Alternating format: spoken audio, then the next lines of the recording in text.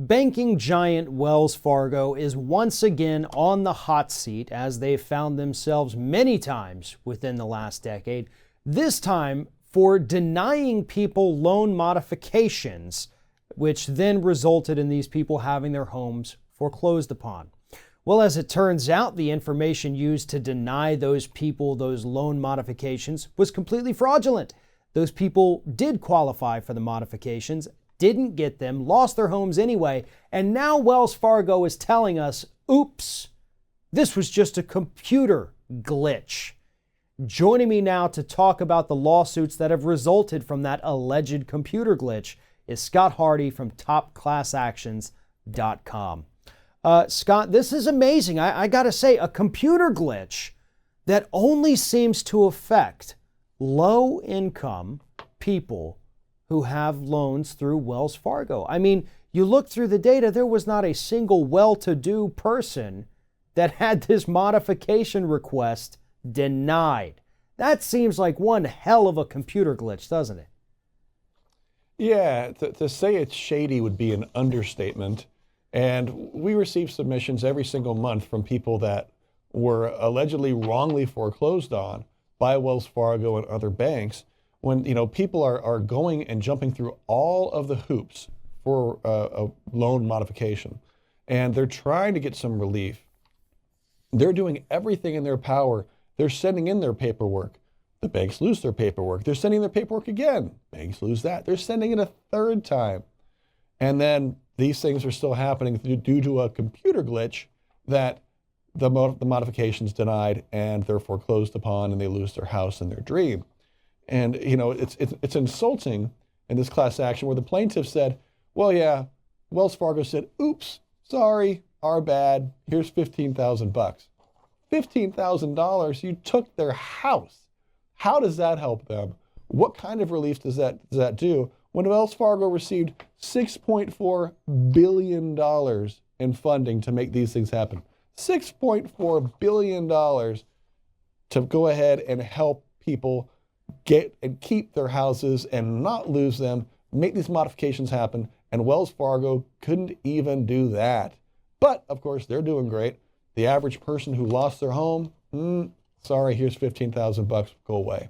Right, and what's interesting about this, and people have to understand, it's not that Wells Fargo, we didn't want to modify their loans, they got themselves into this mess. No.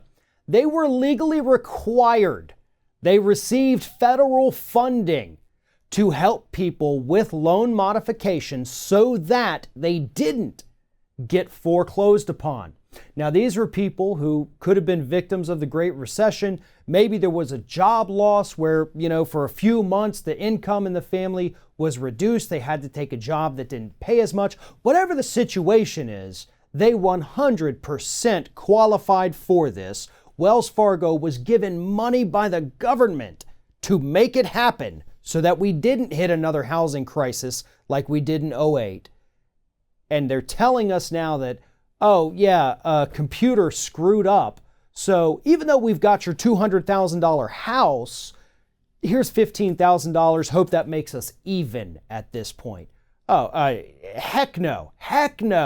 I mean, this story is infuriating to me, especially coming, it's been 10 years, I guess, since the housing crisis. But to a lot of us, it feels like it was yesterday. And Wells Fargo is leading us down that same path. It is, and it's really surprising here when Wells Fargo admits that they denied loan modifications to 870 borrowers. Now, 870, as we all know, that's going to be a drop in the bucket.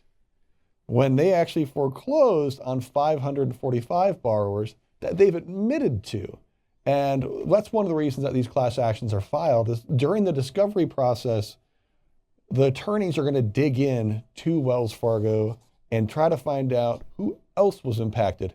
Because to think that it's only 870 borrowers and 545 people that were foreclosed on, 545 families who lost their homes due to this computer glitch, I think that we're going to see a whole lot more people that were impacted by it, and that these people are going to hopefully get some kind of larger compensation for Wells Fargo trampling their dreams of owning a home. Because Once they got foreclosed on, you can't go out and buy another house. Even if you have the money, you're going to pay exorbitant interest rates, and Wells Fargo isn't doing anything to address that. So hopefully the class action and the attorneys that are working this will make sure that the people that were impacted by this computer glitch, so they say at Wells Fargo, they'll be able to get some kind of compensation and fulfill their dream again of owning a home. Right, and I think that's a very important point. It's not just bad enough that these people, 500 some odd people lost their homes. It's not just the fact that Wells Fargo, who also got that federal money for the HAMP program, that they get those homes and now they get to sell them and they get the profit off of that, probably to the tune of no less than, I would imagine, $50 million off the top of my head, based on, an average home value of roughly $100,000, depending on location, 500.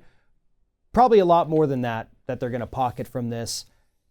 And that doesn't even begin to talk about the fact that these people had their credit destroyed, their ability to go buy another home destroyed.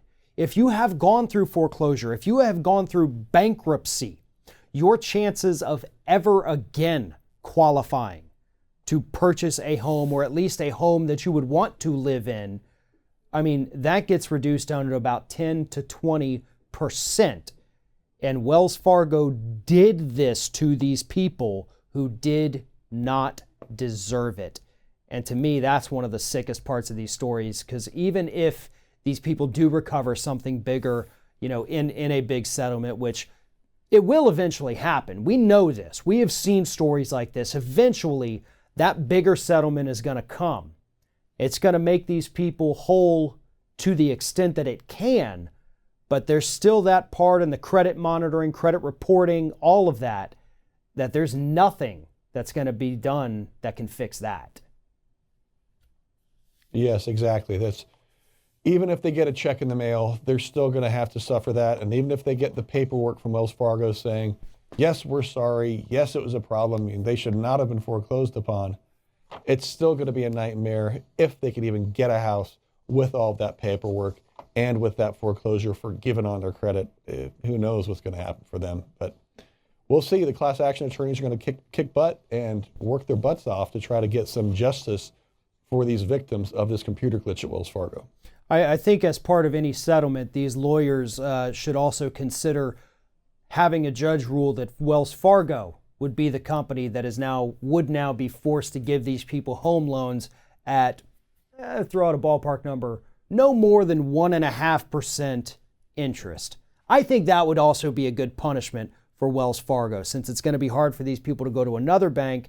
Wells Fargo screwed them up. Wells Fargo can eat the cost of having to do a new mortgage at a very, very, very low interest rate, and that is the least they can do on top of a financial settlement. But if you believe that you have been wrongly foreclosed upon, please follow the link in the description of this video to topclassactions.com. While you're there, also sign up for their newsletter. I say this a lot, but it is so important for American consumers, whether it's banking crimes, faulty products, product liability, dangerous drugs, whatever it is. Top Class Actions is the only place I have found that is 100% on top of all of the issues that matter to American consumers. Scott Hardy, topclassactions.com. Thank you for everything that you do and everything that your group does on a daily basis. Thank you very much. You're welcome, Farron. Thanks for your time.